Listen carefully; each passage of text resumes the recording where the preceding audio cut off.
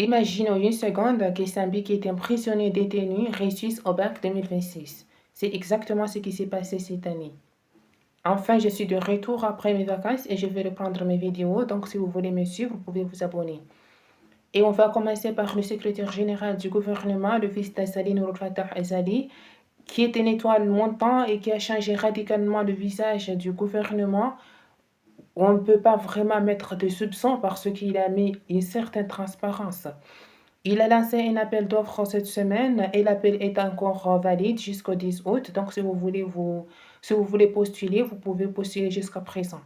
Il a aussi annoncé une enveloppe de plus de 20 millions d'euros pour accompagner et soutenir le projet de la diaspora concernant tout ce qu'ils vont mettre en place au sein de l'archipel. On va revenir sur ce que j'ai parlé au début concernant les prisonniers qui ont eu le bac, mais avant tout, l'événement marquant de la semaine a été la proclamation et la délibération du baccalauréat, des résultats satisfaisants, voire très bons, parce que cette année, je dirais, il suffisait seulement de le faire. La Grande Comore compte plus de 70%, dont 37% d'admis et 32% d'autorisés. La Juin, c'est 25% d'admis et 21% d'autorisés. Et l'île du Mont Elie, c'est quasiment plus de 76% autorisés et admis réunis.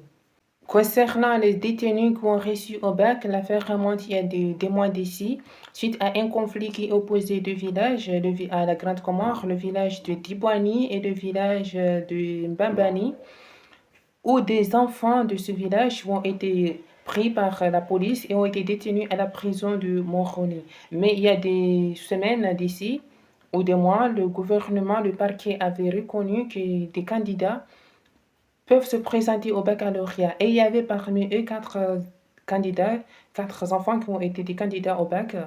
Et ils ont fait le bac et deux parmi eux ont réussi. Un qui est admis direct et l'autre autorisé, ce qui montre que si même les prisonniers réussissent au bac, cela montre qu'il suffisait juste d'aller faire. C'est exactement l'événement contraire de ce qui s'est passé avec l'examen du sixième. En fait, il y avait deux élèves, deux enfants qui ont fait le sixième, ont fait toutes les démarches nécessaires et les étapes concernant les photos jusqu'à la présence au jour de l'examen. Jusqu'à là, tout semblait normal et le jour de la délibération, on a constaté que le numéro 715 et 729 ont juste disparu. Ils ne sont ni dans les listes des admis ni dans les listes des non-admis. En fait, ce qui se passe, c'est que la saisie saute leur numéro et passe au numéro suivant.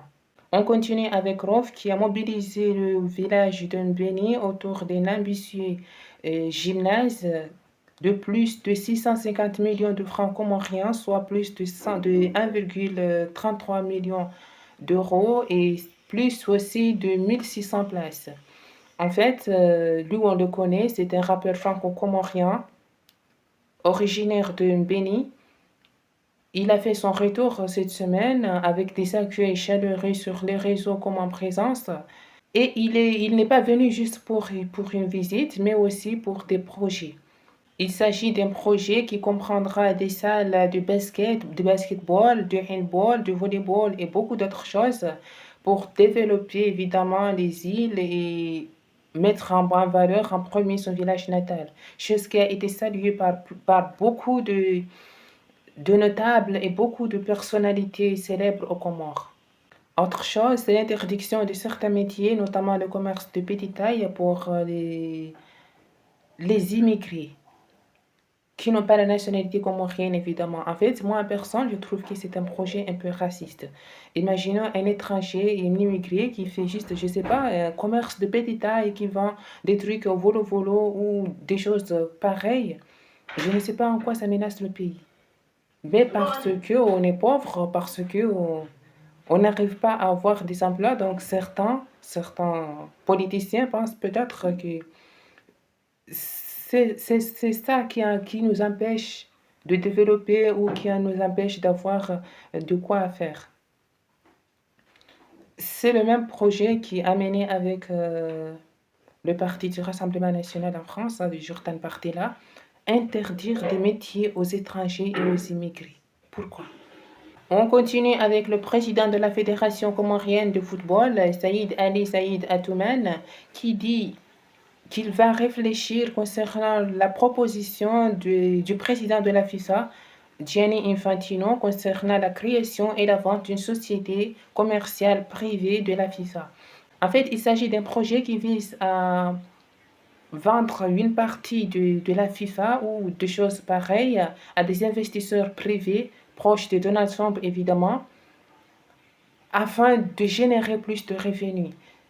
Le président des Comores, lui, il accepte parce que on lui propose que s'il accepte ou si le projet se réalise, il aura plus de 3,7 millions d'euros. Et lui, il a déclaré que l'objectif, c'est de se faire de fric le plus rapidement possible. Et nous n'avons pas, même aucun sponsor, nous n'avons pas d'argent. Si j'ai été président d'une fédération européenne ou qui a d'argent, peut-être j'aurais refusé, mais à ce stade, je dois au moins réfléchir. Même chose pour le président de la CAF, qui dit aussi qu'il va réfléchir, mais des associations comme l'UEFA ou la CONCACAF ont catégoriquement refusé. Et d'ailleurs, je pense que le projet va tomber à l'eau. On continue avec une bonne nouvelle, Air Royal. En fait, il s'agit d'une compagnie aérienne comorienne qui va faire des voyages des Comores à Madagascar, mais aussi à Tanzanie, et qui a vu le jour ce mois d'août. Le premier vol a atterri à Majinga cette semaine et ça promet peut-être le début d'une grande chose. Encore 3 personnes originaires de Wani qui ont disparu cette semaine à la mer. En fait, il s'agit d'un groupe qui sont allés à Sel, une île à Chiswani, pour passer un pique-nique, un bon moment. Et lors de leur retour, ils ont pris évidemment la vedette et ils sont confrontés à une mauvaise mer, je veux dire, et ainsi une vague gigantesque les a bousculés et ils sont chavirés. Les autres sont hospitalisés, mais les 3 parmi eux ont disparu jusqu'à présent. On va parler de Ada. Ada, vous le connaissez déjà, les Français ont l'habitude de l'appeler grand mariage. Ça se fait généralement en Grande Comore. Je ne sais pas si dans les autres îles ça se fait aussi. Docteur Ismaël Houdin Saïd, un docteur qui travaille à El Marouf de Moroni, parce que maintenant on se rapproche de la période des Ada. Il affirme que pendant cette période, et même pendant la période de l'Aïd, les AVC augmentent de plus ou d'environ 30%. Surtout pour les personnes âgées de plus de 65 ans qui souffrent déjà des maladies telles que l'hypertension ou le diabète, ainsi d'autres. Déjà, moi, je ne suis pas hyper fan de cette tradition d'Irada, c'est juste du gaspillage d'argent, mais ça peut susciter de curiosité à savoir si on doit étudier ceci, parce que si Irada est l'objet de plus de 30% d'AVC pendant sa période, qui dure environ jusqu'à 4 mois, oui, ça donne l'intérêt de chercher à savoir. On va partir à l'extérieur et on commence en Suisse, où l'ambassadeur comorien de Suisse aurait quitté la Suisse cette semaine par crainte de se retrouver SDF sans abri. En fait, le pauvre, ce qui s'est passé, c'est que le pauvre n'a jamais reçu aucune subvention de l'État depuis sa nomination, ce qui complique le fonctionnement de la représentation diplomatique. Même sa conseillère résiderait à ce qu'il paraît en France avec son mari en attendant qu'une situation s'améliore. Et lui, l'ambassadeur, aurait quitté la Suisse cette semaine en direction de Moroni. Ceci montre que même les représentants diplomatiques et politiques peuvent être confrontés à des défis et des problèmes.